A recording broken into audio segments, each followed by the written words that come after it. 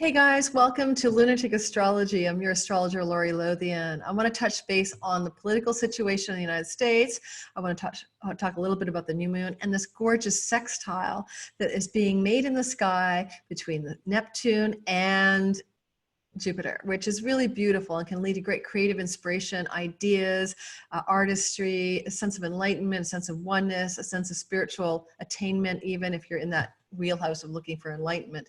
So let's just go through the broad brushstrokes. But this is going to be an amazing week. We have a beautiful, beautiful moon coming up, a new moon in Libra. And this new moon in Libra is like a zapper because it's got the most powerful, positive, lucky star in the sky, Spica, sitting on it. And it's going to be giving us guardianship, goodwill, luck, protection, opportunity, all of us, each of us in our lives. And when I go to the all signs, please listen where your super powered luck is this month, because it's going to be great. It's going to require letting go of something, but it's also going to bring you some luck and some goodness and a new start in some other area of your life. I want to talk a little bit about, I'm going to go in the order of the Neptune, Jupiter, the Mars opposing Pluto, and how that affects Donald Trump as well, and how then the moon is going to affect each of us, all of us, and then each of us individually. So let's get going. I want to keep this really short, guys, because it's going to pour rain outside my house and the wind is howling and I still have to get some groceries. So I'm going to try to be pithy. Okay, so there's a new beginning. Watch this. Woo, watch this. This is a week of breaking through to new beginnings. Look at that. There's a doorway in the moon. Thought that would be fun. So Jupiter is in the sky, moving in such a way that he sextiled Neptune 3 times. Sextiles are harmonious, flowing aspects. Jupiter's in his fall. He's not in dignity in Capricorn, but he's still Jupiter, still a good Santa Claus vibe. And Neptune can bring all kinds of goodies, you know, really sweet stuff, you know, high imagination, downloads, inspiration, talking to angels, enlightenment in his highest form. And Jupiter sextile Neptune tends to be a positive transit. And it happened, I think it was February 20th, July 27th, and then it happens again this week. It's ongoing already. Like, you know, it's in orb right now as I record on October the 10th, but you can say October 11th, 12th, 13th, and 14th, even maybe a little bit into the 15th. You're getting this beautiful glow. So if you're an artist, your inspiration will be over the top. Your muse will be shouting in your ear. If you're in the enlightenment thing and you meditate, you're going to have the best meditations you've had for a long time. If you need a miracle or two, it's a good time to pull out a faith healing, a miracle. Just consider it a very magical, wonderful transit. And against that backdrop of that transit, okay, is an intense one. It is in the sky. Mars is moving into a position on October the 13th to come into a perfect opposition to the sun in Libra. Now, the sun in Libra is in her fall. And she's trying to be, in other words, the sun is trying to be a diplomat and a peacemaker in Libra, instead of like where the sun is really happy in Aries, which is like bombastic and self-identified and doing its own thing. So, you know, the sun in Libra, debilitated in fall, is looking at Mars. And the sun is a faster moving body. So it moved into a relationship with Mars in dignity, where Mars is like on his game in Aries, superpower, superhero, super thing. You know, that whole Pluto square Mars was the militia thing, where the militia in Michigan, thwarted by the FBI, was going to plot to kidnap a governor or whatever.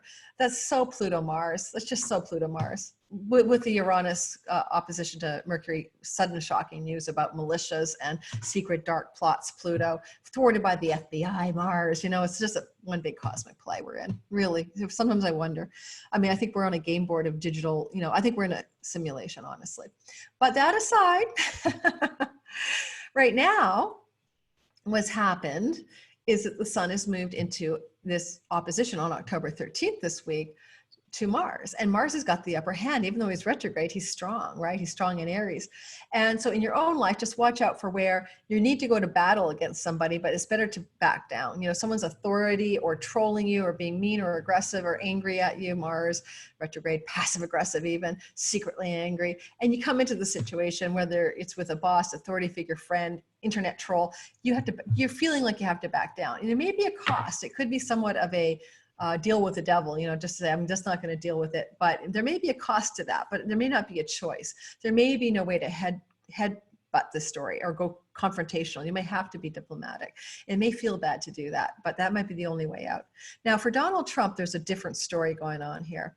It's pretty interesting. I really want you to try to track this with me. So listen carefully.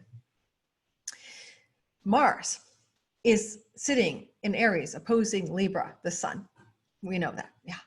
Now, where Mars sits, at the degree that Mars sits, is the same place in the chart of the natal chart of Donald Trump, where the goddess for health sits, Hygeia. Now, Hygeia represents mental health and physical health, and she's sitting with Mars. Like, in other words, Mars in the sky right now is on Donald Trump's Hygeia. That's why he's got COVID, guys. I mean, that's why he's inflamed, he's sick, he's on steroids to bring down the inflammation. And so his health is under the influence of a conjunction of Mars to his natal Hygeia. Okay, that makes sense, right? Now, that combination is being activated by the sun, opposite it, right on the 13th of October.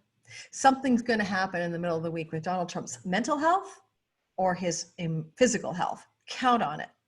And, we still have that Uranus-Mercury opposition in play, which means shocking sudden news. We'll be getting enough of that. So that's still ongoing.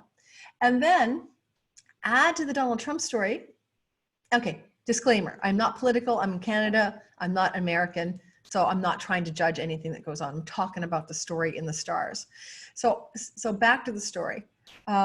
In the sky, the Hygeia that's transiting around the heavens, she takes about 4.5, 5 years to go around the whole of the zodiac. All the asteroids do. And as she's going around the zodiac, she's now coming into direct contact, the asteroid of health in the sky, with Pluto in the natal chart of Donald Trump. So he's got an aspect, and it'll be exact on October 23rd, but it's now only 2 degrees away this week. So we kind of got like the goddess of mental health and physical health coming in the sky to the god of death in Trump's chart. At the same time, Mars is sitting on his natal Hygeia while the sun is opposing it midweek this week, or like on the 13th. So all said and done, I'm going to predict something's going on here where we are going to find out that he's going to resign, that he's stepping down, that he's being asked to step down, that 25th Amendment thing, I don't know, that he gets quite sick and unexpectedly, like a side effect from a drug, for instance. I'd have to look at Neptune in his chart right now, which I don't have handy. And you add to all of that, there's this nodal, or a worst case scenario is an assassination attempt, okay?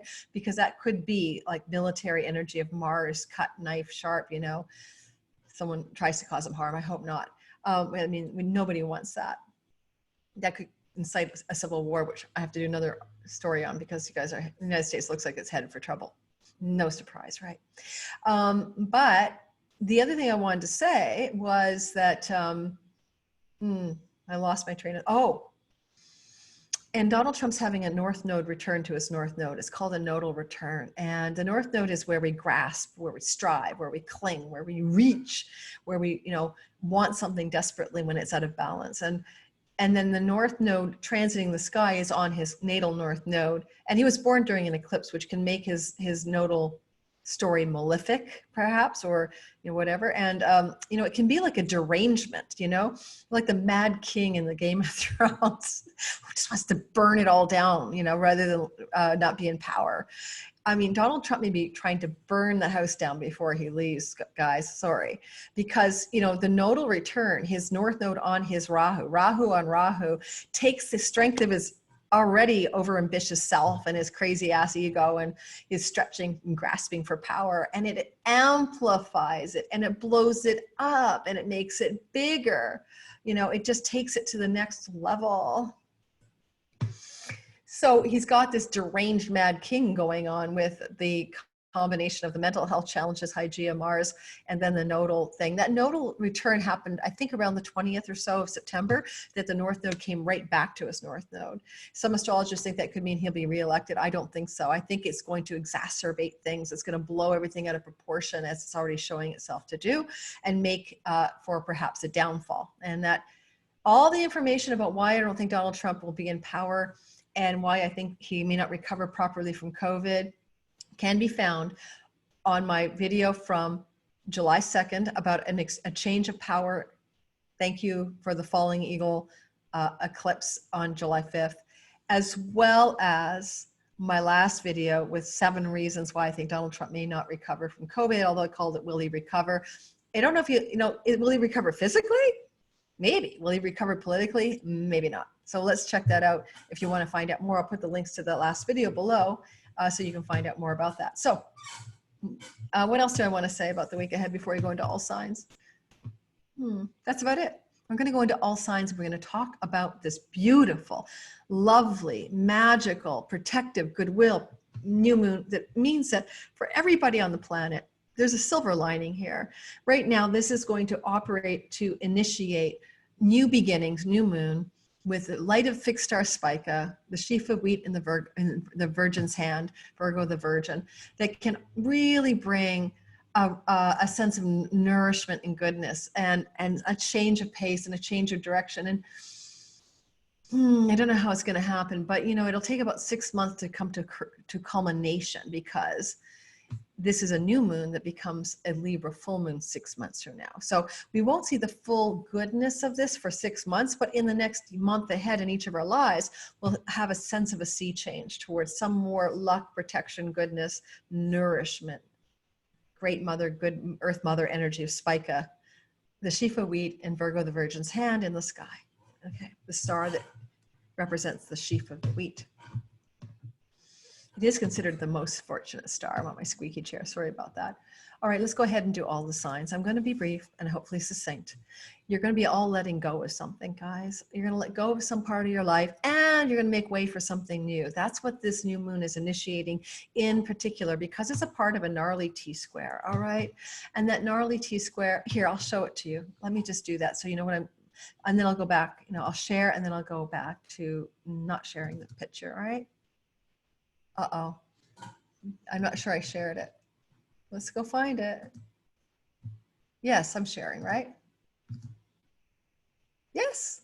So, this is the moon under the light of Spica right here. And you can see that that is really where 23 degrees is exactly where Spica sits in the zodiac, in the tropical zodiac. In the sidereal zodiac, that's not true. It's a different story, but we won't talk about that now. Okay. So we got this beautiful light that's shining here. And then we can see that there's a T-square here to the god of death. So something's dying, something's needing to be rebirthed or reborn. Sharing the light with, god of time and karma, Saturn. And then going down here to Mars, who likes to slice, cut away, sever, end, release, let go of things. Think of a gardener with huge pruning shears. Something's coming to an end because something's coming into a beginning. And just a sidebar, this other T-square is Hygeia on Vulcanus.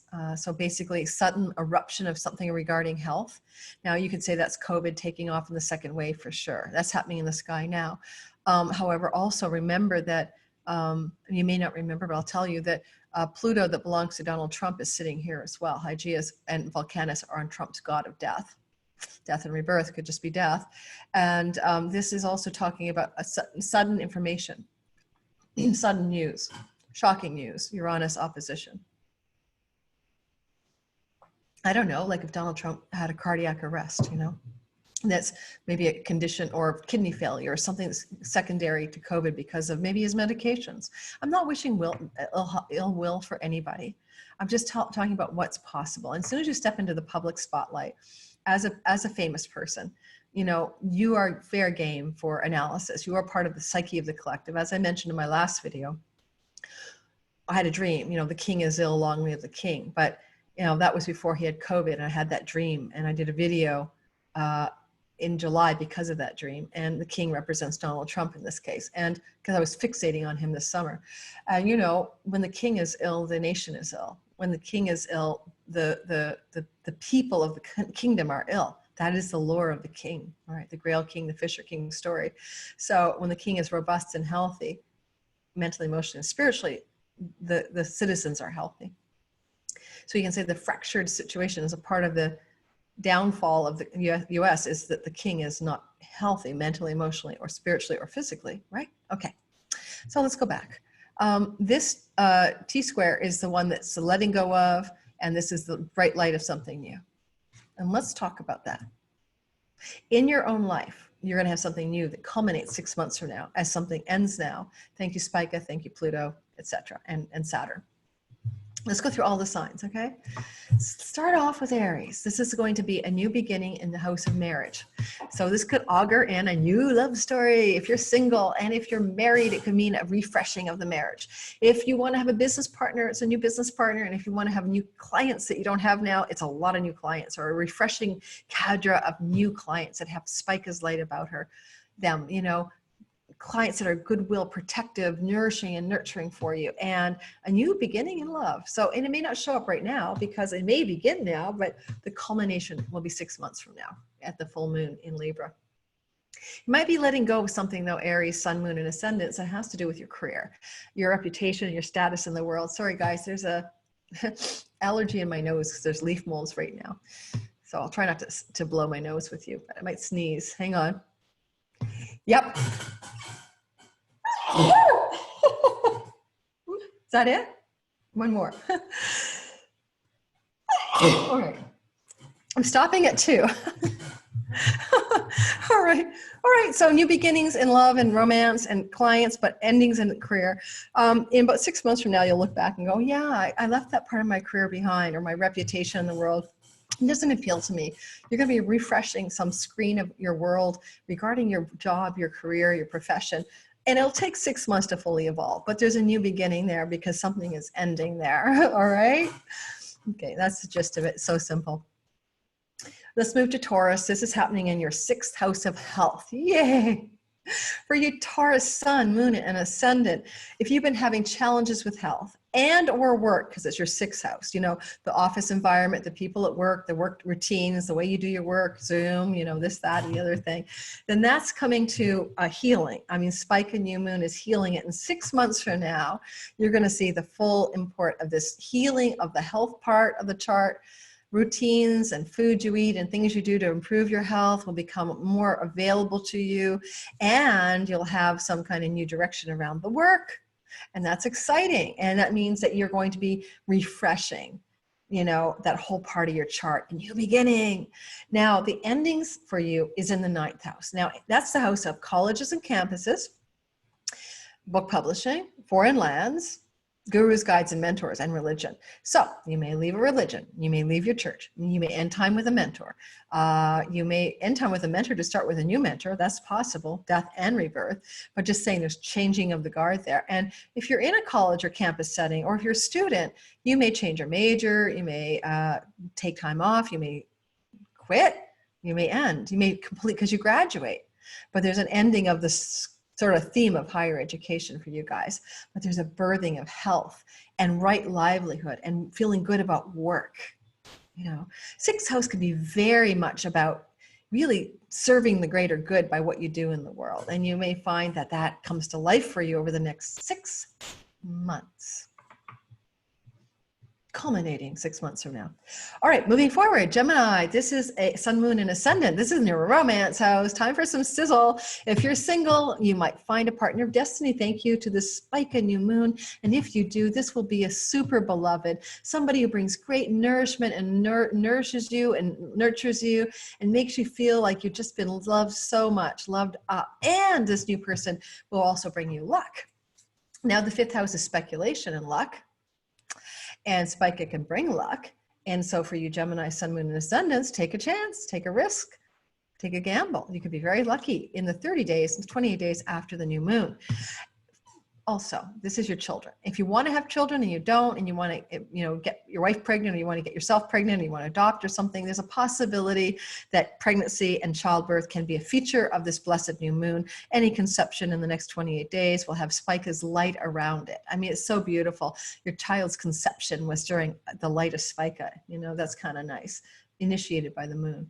But also, if you are thinking about creating anything else, not a baby, but a project, a business, an idea, a book, generating creativity, inspiration, and art is very 5th house. You could have an inspired idea, an inspired project, an inspired new business you want to birth. So you're going to conceive it in the light of Spica. Now the endings is in the 8th house for you Geminis. It's time to end 8th house things. Now, the 8th house is money that doesn't belong to you. Bank money, loans, government grants, spousal money, inheritances. You might have to finish or complete something up there, tie up some loose ends, finish some processes around joint finances. That kind of energy. It's also the eighth house of death and, you know, dark night of the soul stuff. And if you've been feeling dark night of the soulish, then some of this eighth house energy could come to a close. So many meanings to all of the houses, so I can only touch on a few. But the eighth house can definitely bring in more of the mystical and the magical into your life, but it's coming through to a completion energy. So, because it's that T-square that has all of those planets in the eighth house. So, maybe it's an end to some of the dark night energy, the deep soul search and the excavation of your unconscious that you might have been doing for a long time. And now you're going to lighten up a bit, have some more fun, because a new moon in the fifth house is a house of pleasure, play, and fun. Time to step into some lightness of being. Cancer, this is happening in your natal fourth house of home. You may move. You may want to move. You may incite a plan to move. You may conceive a strategy to move. You may want a new home. Cancer, sun, moon, and ascendants. Under the light of this new moon, if you do, it will probably come to fruition at the full moon 6 months from now. So you may not get a house now or move, but you will plot, plan, and strategize or see the light of the day of the idea of moving. It could be subtle. Maybe you'll renovate your house. Maybe you'll decorate your house. Maybe you'll build something new in your house. That's all options as well. Some new start in the house of home. This is the house of the parental structures, your parents when you were born. It can mean the house of the mother in some traditions or the father. So maybe a new beginning or a new start, a refreshing in that relationship zone with one of your parents. Also, you will have and your ancestral line as well. Refresh your ancestral line. Draw down some of the goodness up the line.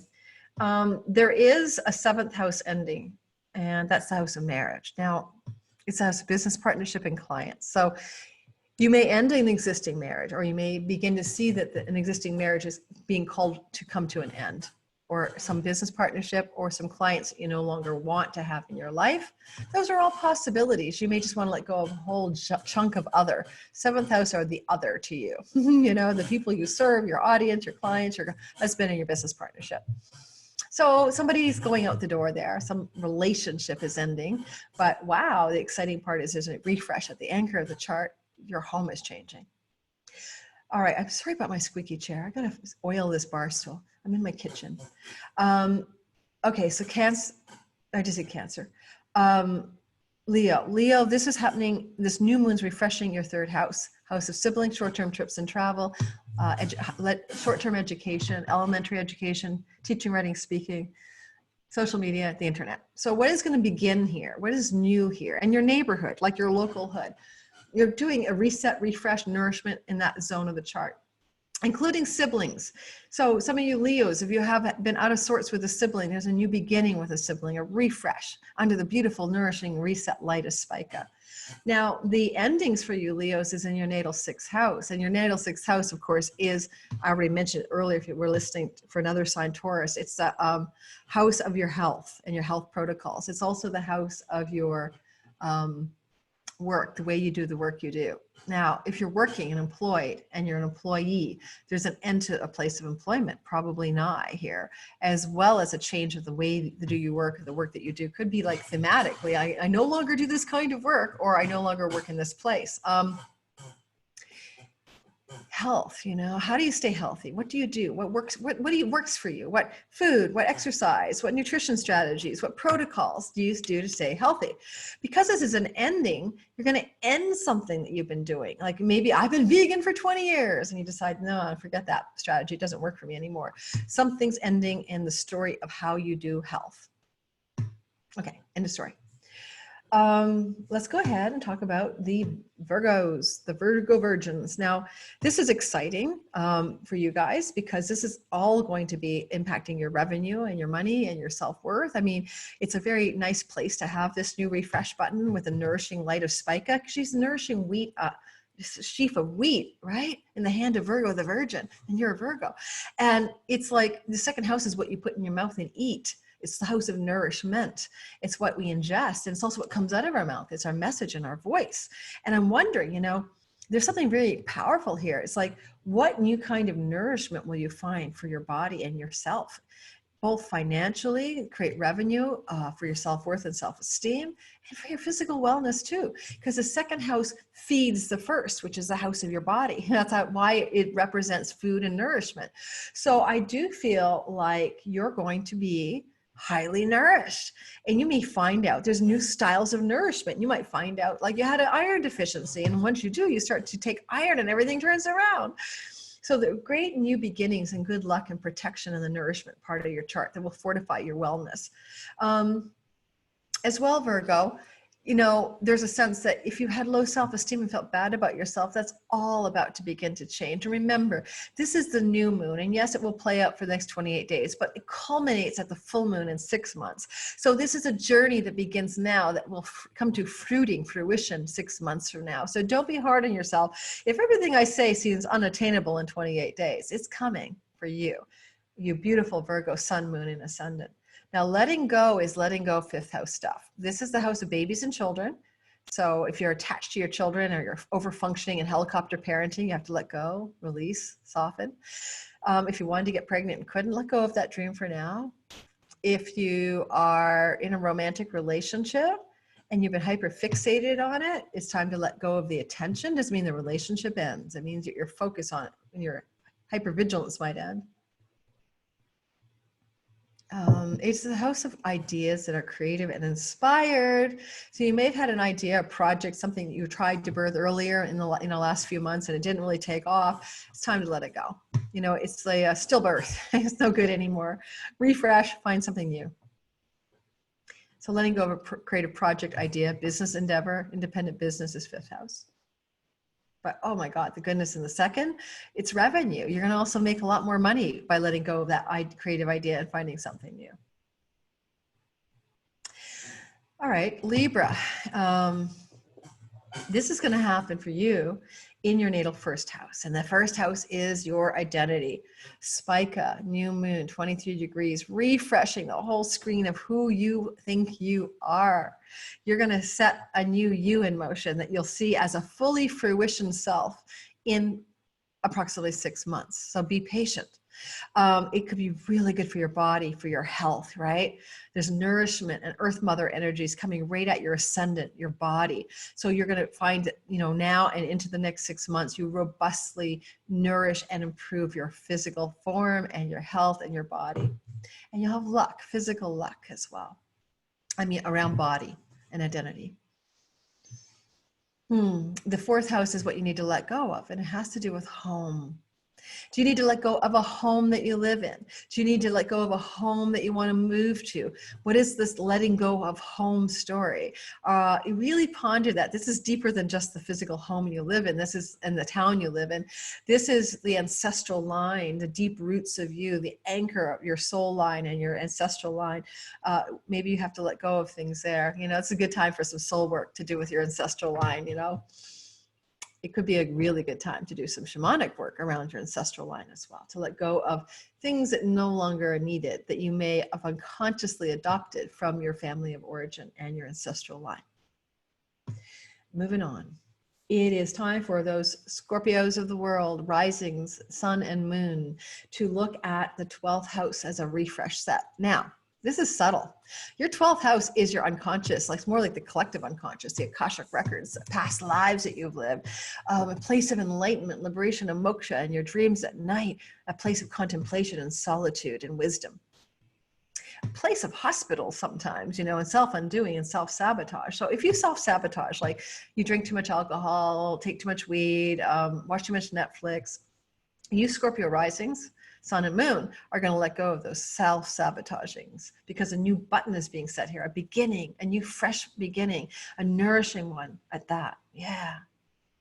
It is a house where you sleep at night. Maybe you're going to have the best sleeps of your life over the next 28 days, and those inform a new 6-month cycle of feeling really rested. Also, if you want a guru or a spiritual teacher, some people don't, and you have this blessing of Spica's new moon here, you might find yourself attracting a spiritual guru, a guide, or a teacher to your life over the next 28 days, that then plays out over the next 6 months. You're letting go, though, of third house things. Now, this is your hood, your neighborhood friends, siblings, you know, if you had a difficult sibling relationship and you need to finally let go of that, attempt to fix it, that could be it. You could be letting go of the Pluto, Saturn. You could be letting go of things that are Cadent house, third house, very busy place, you know. It's where we overwork. Things are moving fast there. Maybe you're working too hard, but it's local stuff. Are you driving around too much? Like, you know, the third house is short-term. Are you a commuter? You just can't take it anymore. You know, that could be it. Time to stop that, end of that commuting story. Or are you too busy taking short-term trips because maybe that's your job and you have to travel a lot in your car or on a train or a plane or a commuter thing.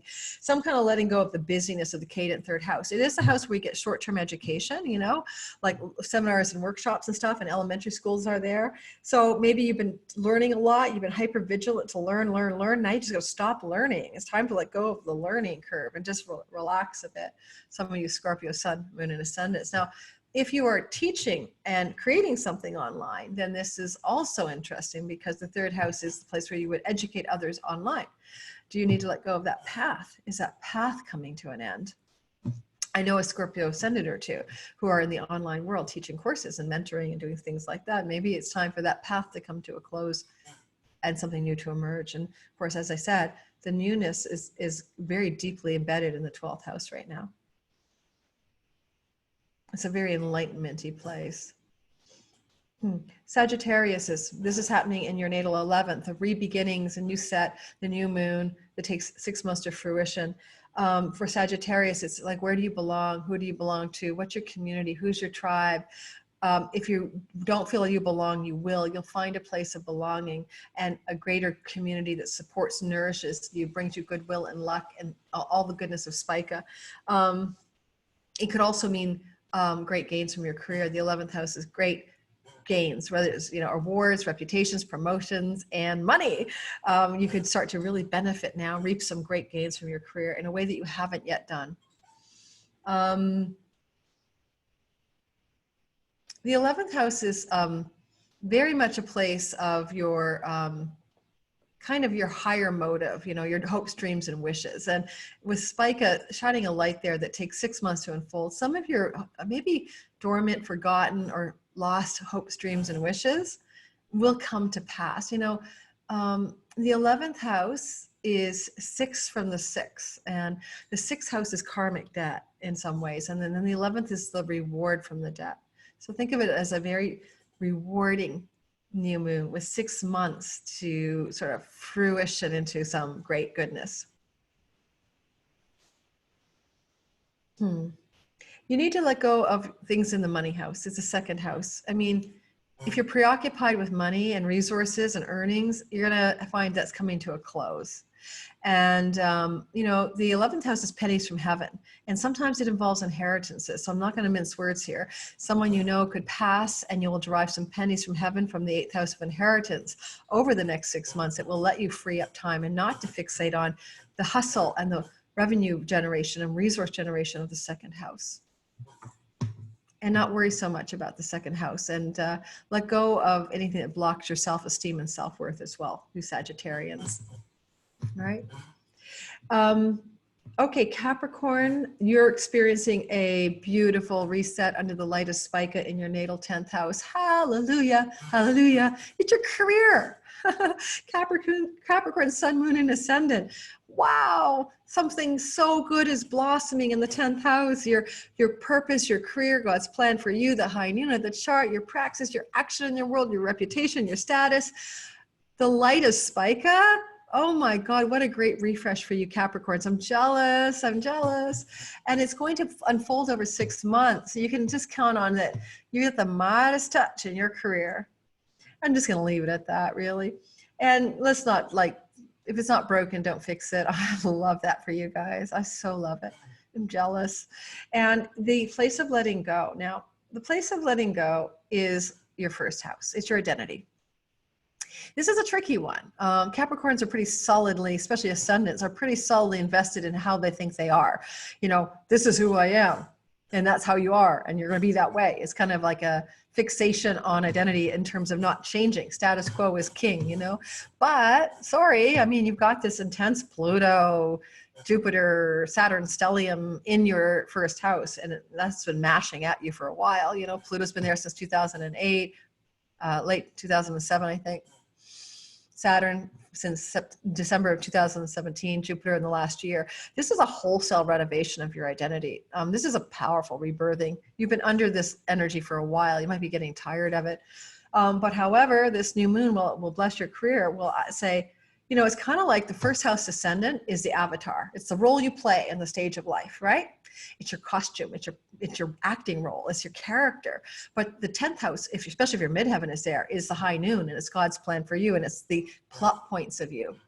So you're going to have to release who you think you are in order to play the role you were born to play. And that's what I'm going to say. Okay. So this is a unfoldment over the next 28 days with that theme of letting go of who you think you are in order to birth who you really are. And what you're supposed to do is in play, and know that in 6 months from now, you'll feel a completely new and a new self. A new sense of self will be totally folding out for you, and your career will be, oh man, taken off. All right. And if you don't have a career, like I have a job, I work at Starbucks, don't worry about it. It means that the next steps you take in the jobs you have are going to take you to greater and greater places. So, you know, because like career is a daunting word, right? Your reputation, status, and profile in the world is on the uptick. All right, Aquarius risings. I'm an Aquarius rising, just so you know, full disclosure, and I'll try not to spend too much time here because I tend to do that when it's my sign. This is a refresh in the 9th house. Now, the 9th house of guides, the 9th house of spirituality, of soul, of religion, of mentors, of book publishing. Now, I'm an Aquarius rising, and I'm starting to write a new book, and that is exciting because this new refresh button, as I begin to write this new book, is happening in my 9th house of book publishing. So think about that, you Aquarians. Are you going to write a book? Okay, higher education. Do you want to go back to school? Do you want to apply for school? And school doesn't have to be campuses and colleges and universities. It can be a diploma program, a certification program, as long as it requires that you study and get tested and get a test and get a certificate or diploma. It's that kind of education. So some of you Aquarius risings will go back to school perhaps, or be excited to look at where you want to go back to school because of this refresh button under Spica's light, this beautiful new moon, protection, goodwill, and luck. Now, if you don't have a spiritual guide, you might get one. If you want a mentor or a guru, it could be a beginning of a new direction in that regard. The 12th house is the house of the collapse of something, you know, the letting go, self-sabotage, self-defeating patterns and addictions. That's all 12th house. Have you let go of an addiction lately? I quit wine, guys. Love wine. I wouldn't say I was biologically addicted, but I'd say that pretty well call a spade a spade. When I wasn't drinking wine, which I did often go off of wine, I'd crave wine, you know, be thinking, when I can drink some wine again. I've had a bit of a miracle turnaround, so I don't seem to crave it anymore. But the idea of it is letting go of self-defeating patterns and sabotage and karmatic habits and patterns, things buried from past lives, being released and let go of, ending that part of your story, you know, coming to a close. So you Aquariuses have gone through a lot of energy of letting go anyway. And, you know, the stellium we're talking about in your 12th house has been a long haul of going through the deeper, darker parts of your psyche in the past lives. And that stuff, hallelujah, coming to a close. That's about it. Pretty simple. And last but never least, I am talking about the Pisces sun, moon, and ascendants. So you guys are having this reset in the money house, the 8th house.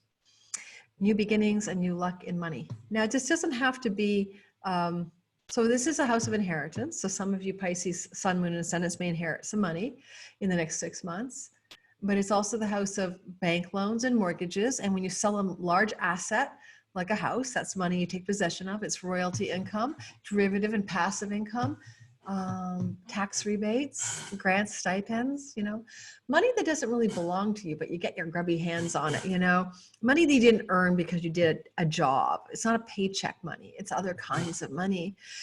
So you've got some really good luck there, some really good new beginnings. And if there's anything you want to sell, an asset like a stock, an equity, a house, a bit of Bitcoin or something, you'll know when to sell it.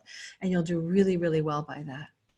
Now you Pisces also are ending something in the 11th. It's kind of time to pull it plug on some friends that no longer serve you, some groups you belong to and affiliations that don't really fit who you are anymore. And you're renovating that part of your chart anyway with that stellium up there. But now it's really more like time to let go.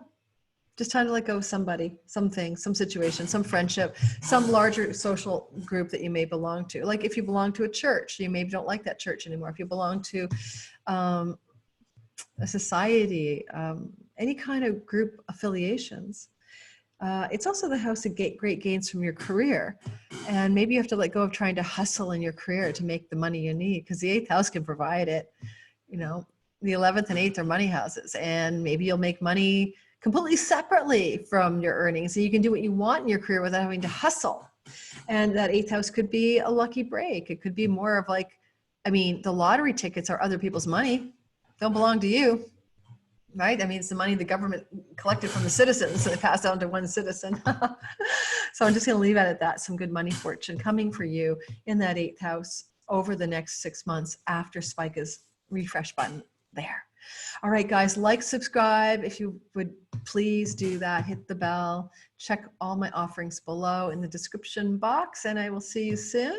I think I'm going to do a video pretty darn soon about the United States and the Civil War capacity brewing in the United States because of conditions that existed in 1860 that are replaying themselves astrologically right now. And also the Pluto return of the United States. I do want to talk about the big picture. I don't find astrology all that fun for me if I just talk about your astrology chart. I want to look at the mundane or the big story. I like that kind of approach to astrology. I'll also be sharing some videos about the funky stuff I'm finding in my clients' charts, like this woman who had a house fire in California and her neighborhood burned down, and what the Mars-Pluto story was at the time, or some of the asteroid stories I come up with. I might have strange tales from the astrology stuff, like Twilight Zone of astrology, because I find these things fascinating. Alrighty, I'm heading off to the market. It's really windy and dark, and looks like it's a storm in Montreal, but I'm going to buy some food because we're Thanksgiving weekend, and I'm having my daughter and her boyfriend over. We're in our COVID bubbles together. She's the only people I see is my daughter and her boyfriend. And by the way, as for COVID, we're in a hot zone in Montreal. Please wear a freaking mask, okay? And don't unfriend me or unfollow me because I suggested it, all right? There's a study now that shows that Tokyo, which everybody wore a mask because they already did in Tokyo, they have a 50%, potentially 50% of the people are testing positive for COVID, but their death rates are really, really low. And the theory is that the mask wearing, they have a full up economy, nothing shut down, it mitigates the transmission of the virus. It's like less viral load being sent out by the infected person who's probably asymptomatic and the one getting it, getting less load in. Both people are wearing masks, acting like an inoculation. Just a small amount of the virus causing you to get mildly and not seriously ill. So that's what's happening in Tokyo. Well, we shall be wearing our masks, okay? I don't need to lecture you, but like, for goodness sakes, okay? And if you don't agree with me, don't unfollow me just because you philosophically think that the mask thing is some big deal, all right? Ciao.